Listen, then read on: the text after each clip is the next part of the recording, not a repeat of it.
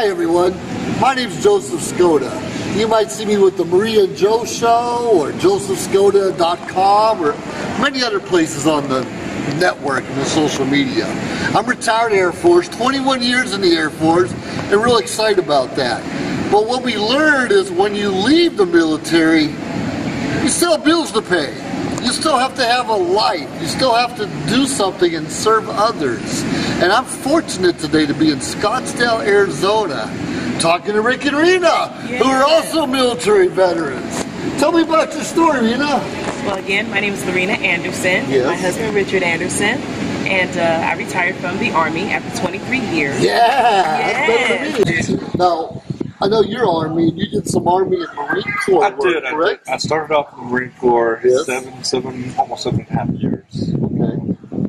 Did that, finished up, got out for about 3 months, decided, hey, civilian life is pretty tough. This was in 04, 05, so, the economy was kind of going down. Sure. So I went to go get back in, and of course, the time prior to service, you die in the Marine Corps, they're like, hey, we're only 227,000 strong. So we've got our leaders, our NCOs. We already had the NCO Corps on lockdown basically. So I said, we just don't need you. And those were the words. We don't need you. So I said, that's a good point you brought up, because we hear the civilian world tells us all the time, well, okay, you left the military, can't find a work, just go back in. It's not that easy. not only is it not that easy, but I will say for anybody who's watching this who is contemplating getting out, consider the opportunities out there before you get out, because most veterans think that, well, I've got my service, so I can just get out and I can just go ahead and find a job out there and do whatever it is that I want to do.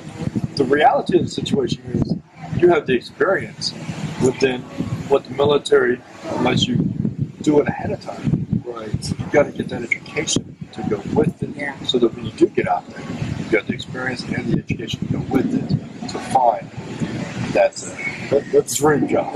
You brought up a good point. A lot of people who are in the military, you hear it all the time, especially young women, I'm going to get out and go to school so I get a real job. Instead of going to school while they're in the military. Because even when you get out and go to school, you still have to pay bills. You still have to work. And a lot of people don't get that until it's too late. Well, the misconception is that somehow in the military it's not a real job. When out of any job in this great nation, we have probably the most important job, which is defend those who get up every day, go to work freely, not to have worries of who's going to be attacking who today. That everyone has the freedom to basically live life the way they want to. And we were recruiters. That's how we actually met. Oh, is that right? Yeah. Who recruited who? Well, we didn't recruit each other. Right. We were already in, and we've been there for many years. I'm not talking about the military. Well, the better question is, this will be a long story, so we're not going to go there. But the better question is, I'll just say it like this: in recruiting, she was my trainer. Because we were both center commanders, so we ran areas. We had recruiters underneath us, and so when I went to Montana from Southern California. One of my responsibilities was to help the newer center commanders. I had 5 large stations at that time, to help them understand what it was to be a center commander for recruiting. He was one of my tougher mentees. Tougher recruits, Stubborn. But he was trainable, so I decided, hey, I'll marry him. You met him in Montana? Yeah, I met him in Montana. I know. Wow. What's in the water in Montana? Ooh, there's a whole lot. Plain water's glacier water. It's glacier water, yeah. That's good. Being from Oklahoma, I just volunteered to go to Montana because I heard so much about it. Wine open skies, all that stuff. So it was just, again, fate. God bless you too. Now, really quick, we got another minute. We're here in Scottsdale, Arizona, retired military, military, proud of your career. What are you doing now? I mean, we had a career back in the day. What are you doing now to make life worth living? Well, I retired after he got out, and so he had many jobs not many jobs, but he was a hotel manager. So I started off in the hotel industry, hospitality when I first got out. Sure. San Antonio hospitality. Serving people. I thought there was a sense of serving. Yeah. Served 15 years. So after after the Marine Corps, Army, another 8 years. So total of 15. Serving because that's where we get our satisfaction. We don't go out there and join the military for the money. Right. That's for sure. We do it because we want to give back to the country who gives so much to us, and that's why we do it. And I think, like, for me, when I got out, I knew, like I heard someone else say, that do what your passion is. And so when I was I was the sexual harassment response coordinator. Really? So the equivalent to a national victim advocate on the civilian sector. I did military equal opportunity. And I did equal opportunity, and I was also the urinalysis. That was anything anybody else didn't want We to don't be. talk about that one. Right. I've been there. But when I got out, I realized I still like that aspect of, I keep saying, serving. So I continued on the certification, and then I'll be finished with my master's degree in public administration, special emphasis in emergency management, homeland security. So you practice with him, emergency management? Well, I actually want to focus on those that are victims of crime, specifically sex crimes, or those who are human trafficked. So that, especially in San Antonio, I-35 is right up that way. So yeah, so to give back. But the education portion is important. And as a veteran, we both use the vocational rehabilitation program. It's not an education program. It is a job employment program. But they will assist you in achieving whatever your degree plan you'll need in order to get into the career field that you're wanting to. And I'm living proof. I went from undergrad all the way through my master's. No worry about paying for anything. They still give you a little money on the side. I understand. Because you got to pay those bills. So I'm going to let you go real quick, but what advice do you have for people leaving the military right now? If there is not an opportunity that can pay you for what you're worth outside of the military, stay where you are. It makes no sense to get out and struggle trying to get back where you already are. There's nothing better outside. Grass is not greener. And you're going to have troubles anywhere you go, and you're going to have glory anywhere you go. It's all about how you make it. Beautiful. Well, thank you so much. I appreciate you coming on this show. God bless you. My pleasure. You too. Are you at a crossroads in your life? Sick of your unfulfilling and stressful job? Wouldn't you rather have fun, freedom, and fulfillment in your life? World Ventures can help you experience more passion and adventure with amazing vacations at an affordable price. 5-star VIP vacations at 2-star prices with our total vacation packages.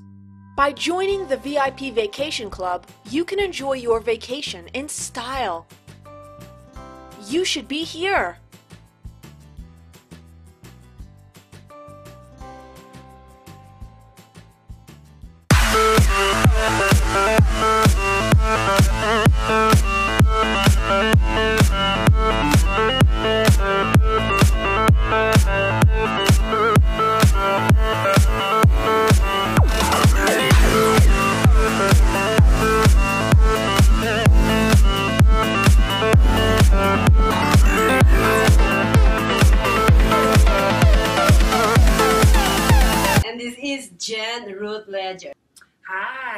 Hi everyone, I'm back this week.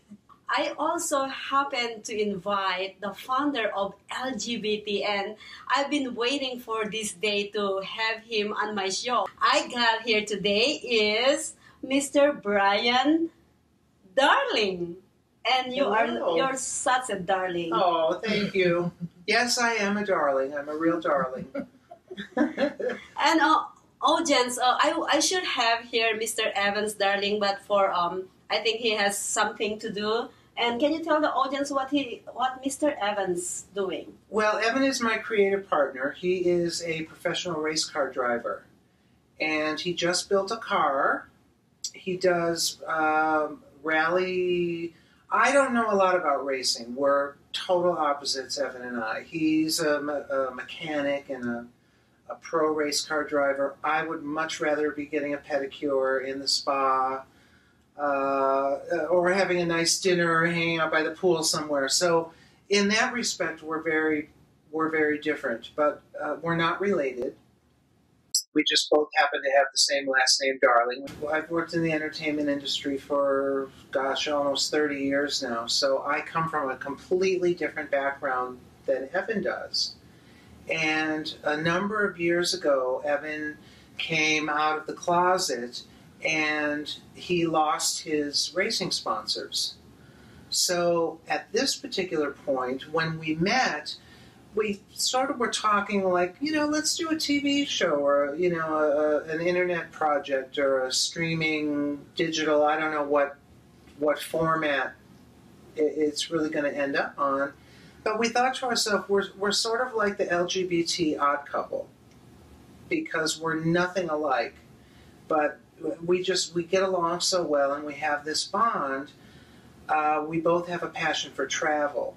So we've developed an adventure, travel, racing, odd couple. It's sort of like Speed Racer meets Charlie's Angels meets the Odd Couple.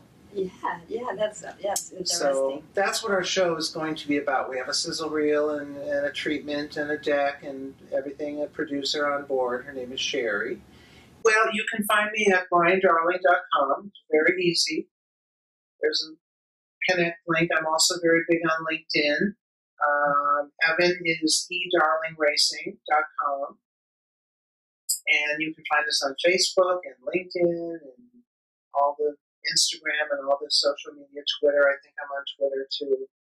I'm not a computer guy, so other people have to help me with those things. Well, someone out there will be helping you. Well, Mr. Darling, you know what? I'm really. It's been an honor, sir, for me interviewing you today. Well, what I want to talk about is I know that you've been here in Vegas. You lived here in Vegas before, so I want to actually put out there to our viewers, how does Vegas look like, the old Vegas? Well, I first came to Vegas in 1985, which is really right around the time when the movie Casino. That was right around the time that all that stuff was really going on in real life in the mid-'80s. And the feds came in and they got the mob out, and the hotel that was the subject of that movie Casino was the Stardust Hotel. And in 1986, I believe, the feds just came in, they ran in, they jumped over the counter, they put the red, the yellow tape everywhere, and the whole thing came crashing down. Then after that was really the rebirth of Vegas, when the Bellagio was built and the Treasure Island, MGM. The MGM used to be a tiny little hotel called the Marina Hotel. That little front section that comes down? Yes. Well, that's the original building. Oh, wow. That's interesting. And, I was down on the Strip today, and we got off on one of the exits. It's like an 8-lane, freeway, and it's a slow-moving car. It's just a city street.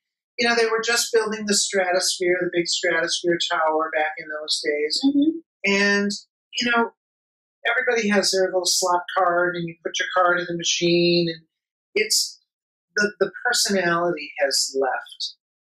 You used to have to get to know someone. It was all about personal relationships. It is. Do you know a certain pit boss or a certain casino host? And then they would extend you courtesies of a complimentary room and food and beverage and things like that.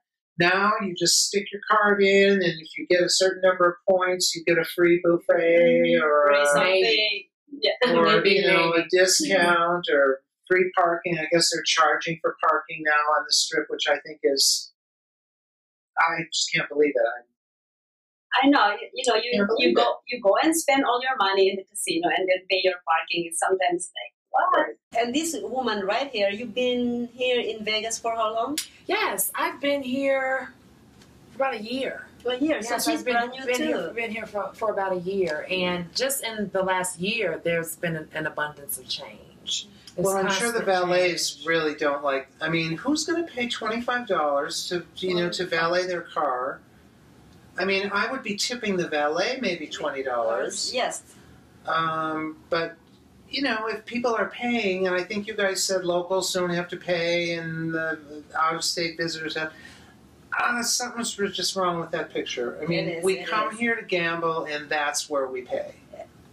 And you guys actually spend a lot of money on the. Absolutely. Yeah. So, and then not to mention that everything on the strip is priced higher anyway. You know, so just food, beverages, souvenirs, things like that. So yeah, you're paying with gambling, the hotel stay, and everything else. So my sentiments exactly. At least the parking could be free. Yeah, I mean, at least. when I go to the pool, I don't want to be laying at the pool and looking at a bunch of skyscrapers.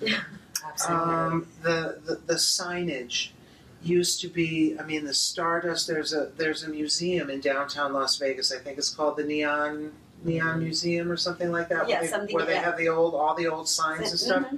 I have not been down there. I really would like to go down there and see some of those old. I mean, the Stardust sign had, you know, just thousands of different colors, and the Riviera, the front of the Riviera was very special. There's still a few around. The Flamingo is still with us, and how about the Fremont? Have you? How can you differentiate from before and now the Fremont? Well, the Fremont experience is a whole different animal. That's really more of what Las Vegas used to be like.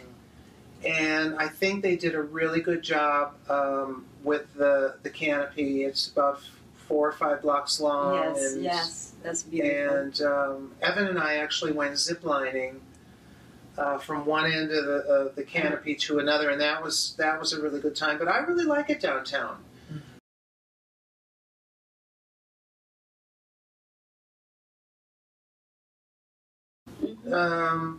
You know, the clientele is a little bit different. There's a lot more locals down there.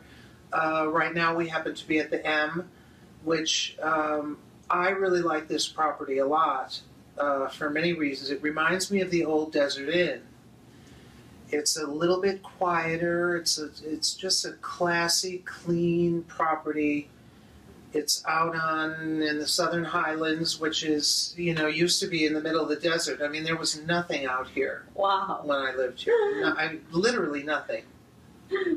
I do have one more question. Sure. If it's not too invasive. Sure. Now, did Evan ever find the Brian Darling he was originally looking for?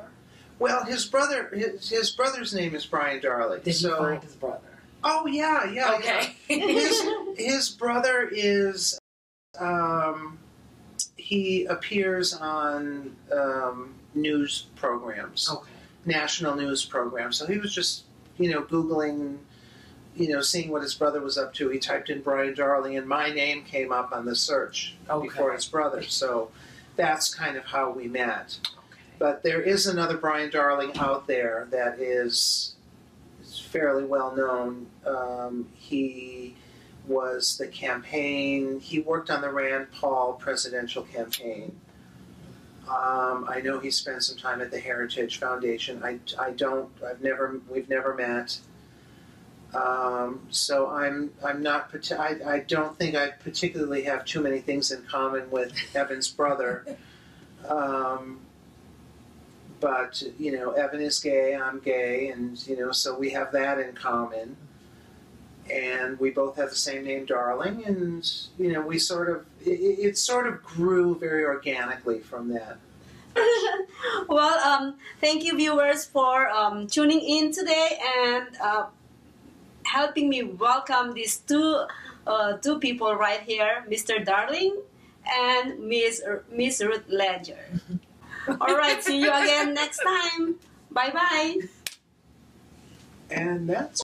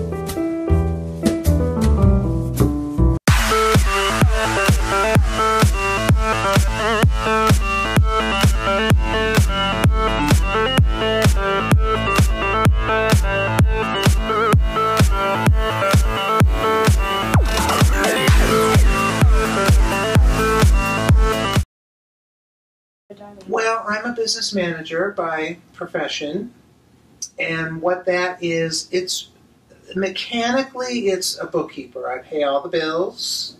I accurately record all the financial transactions.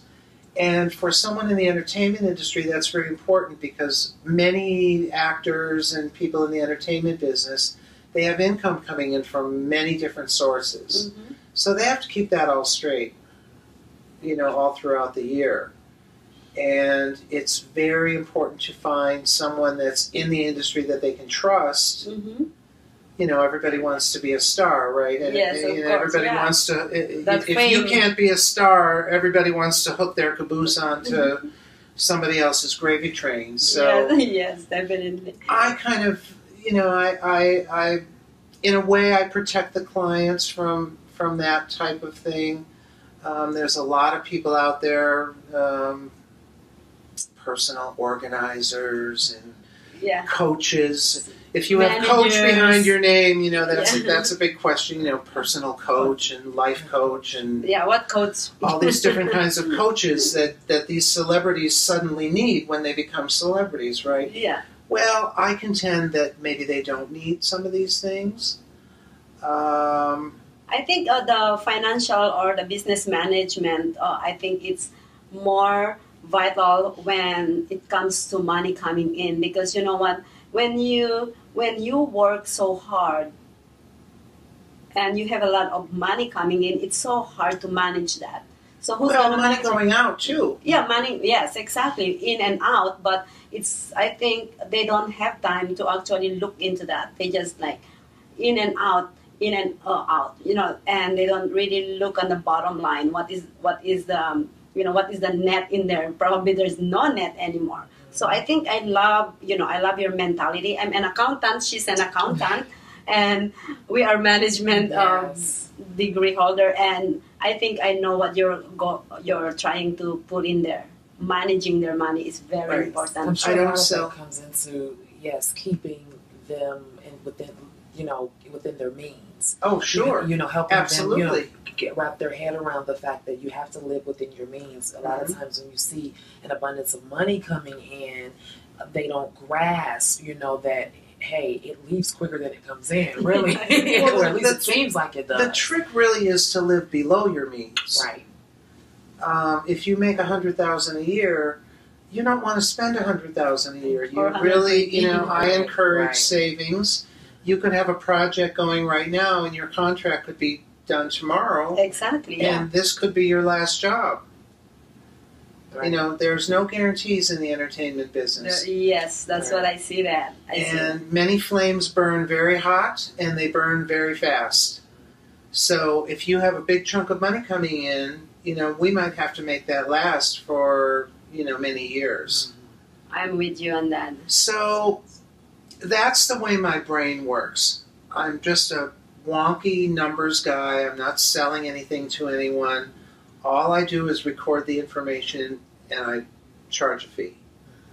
Proactive as opposed to being reactive. It's as simple as that. Yes. It's as simple as that. And as you both know, Hollywood is not real. Exactly. Yeah. There's nothing real in Hollywood. It's all fantasy. We were just having this discussion. But the the check is real, and the bill is real, and the credit card is real. And when you swipe that credit card, it's real easy to swipe the card all day long, but you got to pay the bill. And if you can't afford to pay your bill in full at the end of the month, I contend you can't afford it. Well, I would like to actually go on that subject. There's no real Hollywood. Can you explain further for our viewers to understand that? Well, anyone who's ever, other than documentaries are, based in reality. Reality shows are really not reality. They're scripted. Mm-hmm. They are scripted shows, although loosely scripted. But there is certain, what do I want to say? There's certain conflict that's created because everybody wants to see a train wreck. Yeah. Right now, let me just say, and I'm sorry to cut you off, you are ruining a lot of viewers' hearts and ideals about reality TV. A lot of sorry people, but this is the raw truth. Yeah, this Empowerment with Maria. Yeah, this is, a lot of people actually living in unrealistic world. You know what I mean? And they try to live their life and mimic people who are on reality TV. Yes, exactly. Without knowing that it's not real. It's not real, yeah. Right. It's not real. It's not real, yeah. It's entertainment. Right. It is, yeah. It's entertainment. Everything you see on TV is designed really to entertain. And, with this reality format, it really has kind of gone off the rails, I think, in certain areas. I mean, some of these shows are just ridiculous. It is ridiculous. No content. But hey, if they can, place products and, get the marketing dollars and, achieve the goal, then it's a successful show. It is, yeah. You need to have those dollars to make the show going. I mean, what was that show, that duck show? They were selling duck call things. I never seen that. I mean, that's how these people made their millions, is by selling duck Oh, God. things. There's something for everyone. Now, for me, that's not, I don't find that entertaining, but there's millions of people out there who just couldn't get enough of that show. I'm not even sure it's on anymore, but I like documentaries. I like old Hollywood. I like the documentaries about Joan Crawford and Betty Davis and things like that, and the old Hollywood stars, similar to the old Vegas. We should old make that Vegas, show. The old Vegas style, Las Vegas people kind of thing, right? And I don't know. I mean, the 80s and 90s. I guess that's old now. It really doesn't seem that old. And then we're gonna wear the 80s clothing, and we're gonna act like the 80s. You know what I mean? Now, come on now. There's nothing wrong with 80s. Oh no, I'm from the 80s. Nothing wrong with 80s. I grew up in the 80s, the 70s, I grew up in the 80s. No, I'm just I'm not telling my age. Well, I'm only 39 and holding. I don't know about you. I love that. We have the same mentality because that's how I think too. 21.99. Hey, I am what I am, and that's all I have to say about that. Yeah. I do have one more question. Sure. If it's not too invasive. Sure. Now, did Evan ever find the Brian Darling he was originally looking for? Well, his brother's name is Brian Darling. Did he find his brother? Oh yeah. Okay. Yeah. His brother is he appears on news programs. Okay. National news programs. So he was just, Googling, seeing what his brother was up to. He typed in Brian Darling, and my name came up on the search before his brother. So that's kind of how we met. Okay. But there is another Brian Darling out there that is fairly well known. He was the campaign. He worked on the Rand Paul presidential campaign. I know he spent some time at the Heritage Foundation. We've never met. So I'm not. I don't think I particularly have too many things in common with Evan's brother. But Evan is gay. I'm gay, and so we have that in common. And we both have the same name, Darling, and we it sort of grew very organically from that. Remember what we talked about, that everything happened for a reason. Absolutely, there are no coincidences. Yes. We don't believe in coincidences. No coincidence. No coincidence. Well, I mean, I have a brother who's 10 years older than me, so I didn't really have that brother bonding experience as a child, because he was, he had left the house when I was, 8 or 9 years old. He was gone. Years, yeah. So I never had an opportunity. You know, Evan is much closer in age to me. He's a few years younger than me. Coincidentally, his brother and I were born about a month apart, so I'm about the same age as his brother. Oh, wow. And I don't really know what their relationship was, you know, growing up. I'm not part of that Darling family, but I guess I am now. So Yes, you are now. but You're we're really having a good time. You know, we've been working on this project probably for about a year and a half. So we're at that point now where we need to, you know, get some good representation, find an agent, and see if we can get this thing sold and on the air. Yeah. So that's our That's our the goal. goal. That's the next step, and it's going to happen. It will happen. When you put your mind into it, it will happen. Yes. Well, Mr. Darling, our show is about empowerment. Yes. So I just wanted to ask you something, some code that you can empower my viewers. Oh my goodness. What I would really say to anybody out there to empower is empower yourself. I'm a big fan of affirmations. I get up in the morning, I shave, I brush my teeth, and I talk to myself. Brian, today is going to be a great day. This is what we have on our schedule today. And I have a little conversation with myself.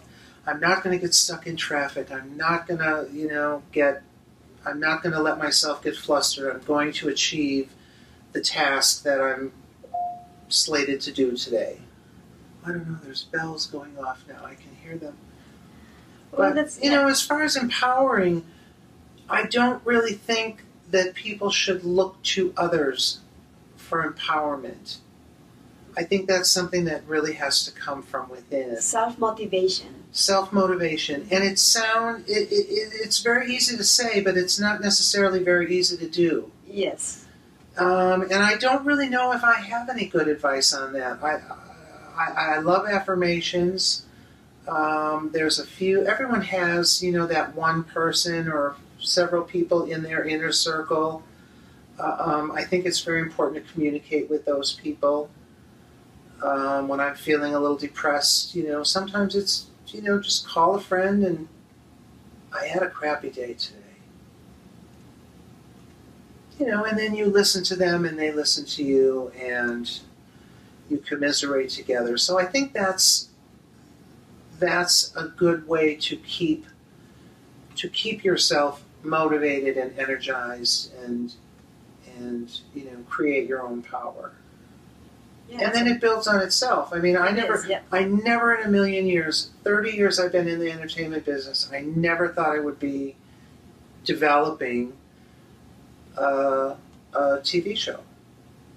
Never in a million years. I've never been in front of the camera before, other than, you know, interviewing on various shows such as yours. So this is really a new thing for me. And, you know, at my advanced age, I guess there's no time like the present, right? Yes, yes. And with all that crap out there, oh my gosh, there simply has to be a space. There has to be a space. So we are going to find that space, and the Darlings will soon be on your television or computer. Oh. So tune in on that. Watch for that show. What, do you already have a title or something? We don't really have a title. I'm sure it'll be something about the Darlings or whatever. But just think, Speed Racer meets Charlie's Angels meets the LGBT Odd Couple, and just you know, roll that around in your head a little bit, and that's probably what the show will turn out like. We do have a couple of named celebrities on board. So there will be some cameos. So you guys gonna be shooting some clips here in Vegas, right? I would probably guess that we'll be back in Vegas. Yeah. Cool. I really want to go to that neon museum. The sign graveyard or whatever they call it. Have you been there? It has a name. Yeah, we should go. I don't know what the name of it is. Is it like the Neon Museum or the? Something neon. I forgot what's the other one for that, but never been there. So we're gonna go. I'll probably cry because I grew up in those places. I hit my first jackpot at the Dunes Hotel, which is now the Bellagio. I mean, I can drive down the strip and I can tell you where all the properties were. So you're a Las Vegas historian. Yeah. Caesars, Castaways, Frontiers, Silver Slipper, Stardust. I mean, I can tell you all the way down. John is an employee at one of the most famous firms in the city of New York, so his job is very hectic, and he realized that it is necessary for him to go and finally take a vacation. But he went on a vacation without planning out the details, and wasn't able to truly enjoy where he went because he had to think about so many things that he didn't plan for. Instead of enjoying his time away from work, he came back with more stress that he was not able to take full advantage of his vacation. But this year, a coworker suggested him to try World Ventures this time to make his vacationing more enjoyable and less stressful. They do not require you to plan anything outside of your transportation, which is also available at discounted rates. Your stay, your transport, and many meals are planned by the club. John liked the idea very much. He tries World Ventures, and his experience with the club was amazing, as he made many friends there with whom he had a great time. John recommends that everyone should try this club, as they are the best in business. See how the VIP-vacation-club.com can give you the right experience without all the hassle. Enjoy the VIP experience that only World Ventures provide. Well, I'm a business manager by profession, and what that is, it's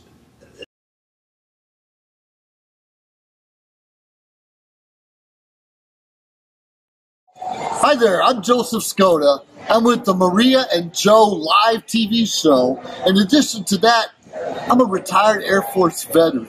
And I have the privilege right now of talking to Mike, who's also been in the military. Tell us your story, Mike. Well, first of all, thanks for this interview. It's pretty awesome. It's a pleasure and a privilege. So, retired Army, did 20 years, 2 months, and 22 days. 21 years. I love it. And so, post-military, started a franchise that's out of Scottsdale, Arizona, and brought it to Nashville, more specific Clarksville area where the Fort Campbell area is. So I reside there now, running a business, bringing the entertainment to you. So mobile game truck. Sure. What made you? We did our time in the military. We were pretty much told when to wake up, when to go to sleep, what to eat, where we're going to live. Yep. What made you transition to an entrepreneur after you retired? Well, during the military years, I was actually still trying to find myself, and then it wasn't until I had my aha moment towards the last year, because I started really understanding that, you know what, it's coming to the end of the road. I need to figure out something to do, and I wasn't sure what I was going to do. So the military, the Army, more specific, has a program back then was called ACAP, which stands for Army Career Alumni Program, where they help transition military soldiers into the civilian life by way of doing the resumes, finding jobs that's comparable to what you're currently doing. And so what I did was I maximized that by trying to figure out what there was out there.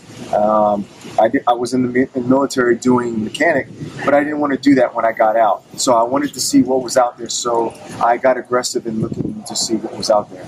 And in that process, I was able to find this program called Boots to Business, where they help veterans get out and to find entrepreneurship, either franchising or helping you create ideas and fundings for your idea of becoming an entrepreneur. Sure.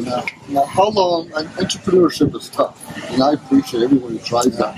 How long have you been involved in that? July. This is September. But July of this year was 4 years for us. Oh, congratulations! Yeah, I appreciate it. That's a big deal. I know how it is. When I first retired, I didn't know what I was going to do. Even with my degrees and the experience I had, I was like lost puppy when you leave the military. Absolutely. We were used to a structure. To be on the outside, not most people don't have the same structure. It's difficult to transition. Just really quick, what kind of advice do you have for people leaving the military? Should they look for being an entrepreneur, get a job, or what do you recommend? Well, entrepreneur isn't for everyone, and so what I would recommend is, if you have a passion, if there's something that fuels you, and you wake up every day and that's all you think about, then that's something maybe you can consider looking towards doing. Whatever it is, your passion, and you try to figure out how to monetize that. And so once you do that, then you start researching, and as you start researching, things will start to pop up.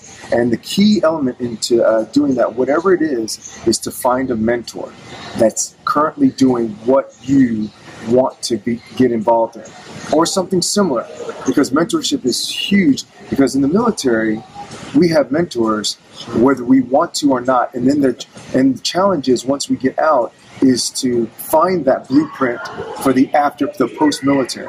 And so mentorship is the key to doing that if you want to pursue entrepreneurship. I remember really quick when I first got out, I was looking for work like most of us do. And I met a couple guys who I was just looking for work. I only had my business degrees and some other things. I was just looking for work. But I've had people tell me, say, I can't hire you. You'll have my job in a few years. So I think a lot of civilian companies don't have that mentorship program. It's kind of not everyone, but not backstabber trying to climb on each other to move it up the corporate ladder. You don't see the same problem in the entrepreneurship world that you do as a career? No, actually, it's quite the opposite. As you pursue other entrepreneurs, true entrepreneurs, love to help other entrepreneurs succeed. All right, that's what it's all about in there. Helping others, in turn, eventually helps you out as well. Because as you give and give and give, you'll find that successful entrepreneurs want to be asked how they did it, so they can sit there and pour that back. It's just paying it forward. True, I kind of see a lot of that too. What I've seen, it's funny. You're Army and I'm Air Force, Nashville, correct? Yes. California, and right now we're in Scottsdale, Arizona. Yeah. On a dream trip. We're actually taking a vacation. We're from different parts of the world, or different parts of the country at least. Different experiences. Yeah, we're coming together to have fun. Tell us a little bit about what this trip to Scottsdale is all about. Well, the Scottsdale trip is a dream trip that was put together by our founder. That was a former Marine. You should be here. Absolutely. And has put together a vacation packages trips that's like a no-brainer. No hassle, no stress. Just pick the location and everything is laid out for you. And all you do is just come and enjoy it. Now, there are some leisure time for you to go in and kind of explore, but there's already an itinerary for you, so it doesn't cause you to have to think about, well, what do we need to do? What can we do? They've already put it in place for you. Just show up and just go and enjoy it with all the fellow veterans. A lot of veterans at this event. Yes, absolutely. Right. Awesome. And civilians as well. Yeah, so. I agree. Well, I appreciate you just spending a couple minutes talking to us, because it's important. There's life after the military. Yes. Regardless, a lot of us have different issues, as well as civilians do, but there's life after if you just look for that opportunity and search it out and research and look for a mentor and a coach. Yes. But life is good. I appreciate it. Yes, thank you. Yeah, thank you very much. All right. Talk to you soon. All right, thank you. Bye.